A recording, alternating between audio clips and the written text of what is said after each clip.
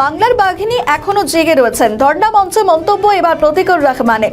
ধর্মতলায় মুখ্যমন্ত্রী মমতা বন্দ্যোপাধ্যায় ধর্ণা মঞ্চে এবার শনিবার হাজির হন সদ্য তৃণমূলে যোগ দেওয়া প্রতীকুর রহমান।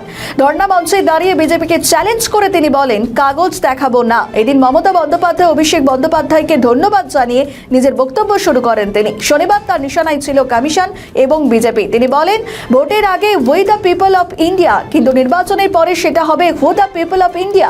জ্ঞানেশ কুমারের প্রচুর জ্ঞান, শুধু কাণ্ড জ্ঞানটুকু নেই। নির্বাচন কমিশনারকে তোপ দেখে তিনি বলেন, মানুষের কাছে দায়বদ্ধ যে কমিশন, সেটুকু কাজও তিনি করেন না। ঠিক কি বললেন, শুনুন।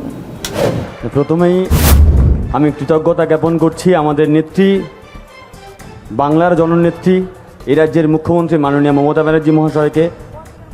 এই মঞ্চে যদিও নেই, তারপরেও আমি কৃতজ্ঞতা জ্ঞাপন করব, কারণ আমি যার হাত ধরে তৃণমূল কংগ্রেসে যোগদান করেছি সেই অভিষেক ব্যানার্জি মহাশয়কে আমি কৃতজ্ঞতা জ্ঞাপন করব এই মঞ্চ থেকে। আমি অভিভূত, আমি আনন্দিত যে আমার এই এত বড় মঞ্চে এবং এই ঐতিহাসিক লড়াই আমাকে বলবার সুযোগ করে দেওয়ার জন্য। সংবিধানে যখন প্রথম পাতা খুলে আমরা দেখি, তখন বড় বড় করে স্পষ্ট অক্ষরে লেখা থাকে we the people of India.